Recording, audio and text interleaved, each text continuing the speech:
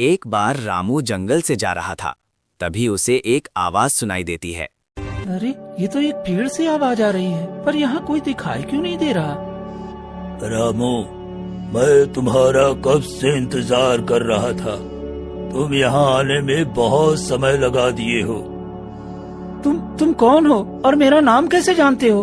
तुमने कई साल पहले एक मरे हुए हिरण का अंतिम संस्कार किया था। मैं उसी का रूप बोल रहा हूँ। अच्छा, तो तुम वही हिरण की आत्मा हो। बताओ, मैं तुम्हारी क्या मदद कर सकता हूँ?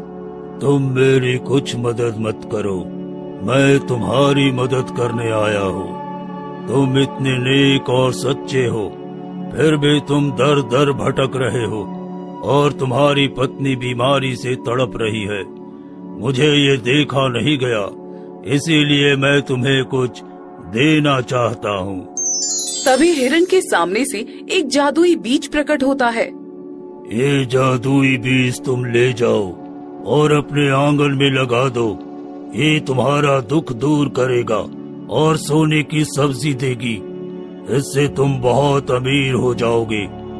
लेकिन शर्त ये है कि इसे केवल निस्वार्थ भाव से बोना है और लालच कभी मत करना, वरना इसका बुरा प्रभाव पड़ेगा।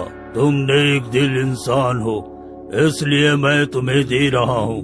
नहीं तो यहाँ एक से एक वीर इस बीज के लिए अपनी जान गंवा दिए, लेकिन वो प्राप्त नहीं कर सके। ठीक है, आपने मेरे लिए इतना कुछ सोचा, यही आपका बहुत बड़ा एहसान है। फिर रामू वो बीज लेकर घर आता है और मन ही मन सोचता है, लगता है अब मेरे सारे कष्ट दूर हो जाएंगे और मेरी पत्नी भी, जो कि इतने दिनों से बीमार थी, लगता है अब ठीक हो जाएगी। रामू जैसे ही बीज लेकर आता है, तभी हरिदास सेठ उसे देख लेता है। अरे ओ रामू, कहाँ जा रहा है? और ये तुम्हारे हाथ में क्या है? तुमने मुट्ठी में क्या रखा है जो इतना चमक रहा है? कुछ नहीं सेठ जी, ये तो बस कुछ नहीं है। ये जरूर मुझसे कुछ छुपा रहा है। रुक जा, मैं तुम्हें इसका सबक सिखा कर रहूंगा। फिर रामू जैसे तैसे वहाँ से भाग जाता है। हरिदास सेठ गांव के चौपाल पर जाता है। अरे सुना तुम लोगों ने, मैं रामू को कुछ छुपाते हुए हाथ में देखा है। जरूर जंगल से उसे कुछ ऐसा चीज मिला है जो वो अकेले हड़पना चाहता है। हमारे ख्याल से उसे कोई जादुई बीज मिली है जो वर्षों से जंगल में थी। लगता है ये वही है। ये तुम क्या कह रहे हो सेठ जी? अगर ऐसा कुछ हुआ तो वो तो बहुत अमीर हो जाएगा। नहीं, ऐसा मैं होने नहीं दूंगा। चलो हम सब मिलकर वो बीज उससे छीन लेंगे। वो तो कुछ कर भी नहीं पाएगा। उसकी क्या औकात कि वो मुझे मना कर सके। हाँ, भला वो अकेले अमीर क्यों बनेगा? हम भी बनेंगे। इतना कहकर सभी गांव वाले रामू के घर पहुंचते हैं। अरे ओ रामू, तुम कोई जादुई बीज जंगल से लेकर आए हो, चलो हम सबको दे दो। नहीं, आप ये क्या कह रहे हो? ऐसा कुछ नहीं है, मैं जंगल से कुछ नहीं लाया हूँ। मैं खुद देखा हूँ तुम्हारी मुट्ठी में चमकता हुआ कोई चीज। वो जादुई बीज हो सकता है। तू नहीं देगा तो बहुत पछताएगा। सेठ जी, आप कुछ भी कहो, मैंने ऐसा कुछ नहीं किया है। देख ले, अगर हमें पता चल गया कि तुम्हारे पास है तो देखना, हमसे खराब आदमी तुम्हें नहीं मिलेगा। सभी गांव वाले वहाँ से चले जाते हैं, लेकिन सेठ हरिदास मन में सोचता है, तुम बहुत झूठ बोल रहे हो। मैं भी कोई कम नहीं हूँ। मैं तो वो जादुई बीज लेकर ही रहूंगा, चाहे तुम्हारी जान ही क्यों न लेनी पड़े। रामू बीज को सुरक्षित अपने घर में रखता है। क्या हुआ जी? ये भीड़ कैसी थी? अरे कुछ नहीं, बस हमारी अब किस्मत बदलने वाली है। हमारी किस्मत बदलने वाली? ऐसा क्या हो गया है? ठीक है, बस तुम देखती जाओ। फिर रामू बीज अपने आंगन में लगा देता है।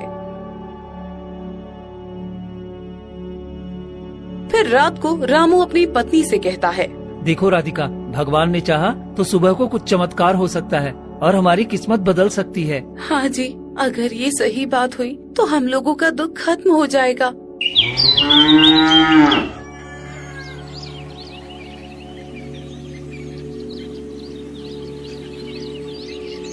फिर अगली सुबह रामू के आंगन में चमचमाती हुई सब्जियां उगती हैं, जो बिल्कुल सोने की थी।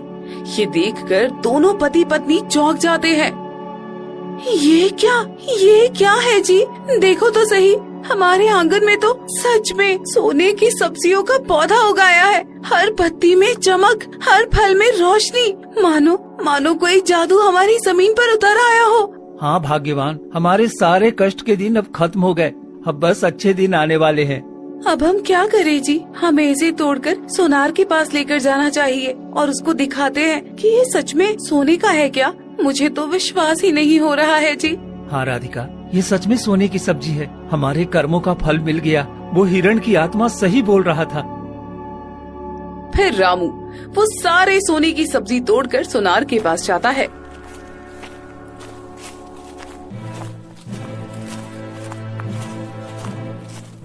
सोनार जी, ये सब्जियां सोने की है। आप इसे रख लें और इसकी कीमत मुझे दे दें। अरे इतनी कीमती सोने की सब्जी तुम्हारे पास ये सब कहाँ से आ गया? हाँ, कुछ नहीं, बस वो मेरे घर में वर्षों से रखा था। इस समय काम अच्छा नहीं चल रहा है, इस वजह से मैं लेकर आया हूँ बेचने के लिए। सोनार रख लेता है और पैसे रामू को दे देता है। अब मैं अपनी पत्नी के लिए सभी दवाइयाँ ले पाऊंगा। नहीं, ये झूठ बोल रहा है। ये तो जरूर जादुई बीज का सब्जी है। ये बिल्कुल शुद्ध सोने की है। मुझे ये हरिदास सेठ को बताना चाहिए। वो इस बीज की तलाश कब से कर रहा था। फिर सोनार हरिदास सेठ के पास जाता है। सेठ जी, आपको पता है रामू के पास जादुई बीज है।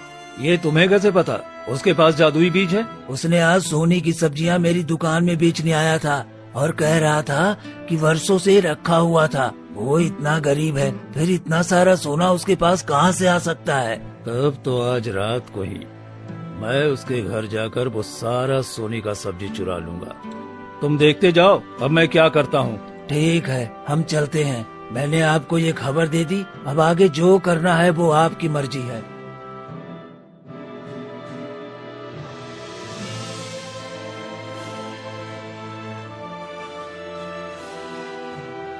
फिर हरिदास सेठ रात को चोरी छुपके रामू के घर जाता है और आंगन में सब्जियां देखकर कहता है, अरे ये तो सच में सोने की सब्जियां हैं। अगर ये सब मुझे मिल गया तो मैं तो बहुत अमीर बन जाऊंगा। इतना कहकर सेठ हरिदास सब्जियां तोड़ता है।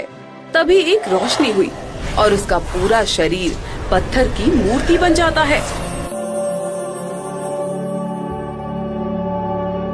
एक बार रामू जंगल से जा रहा था, तभी उसे एक आवाज सुनाई देती है। अरे ये तो एक पेड़ से आवाज आ रही है, पर यहाँ कोई दिखाई क्यों नहीं दे रहा? रामू, मैं तुम्हारा कब से इंतजार कर रहा था। तुम यहाँ आने में बहुत समय लगा दिए हो। तुम कौन हो और मेरा नाम कैसे जानते हो?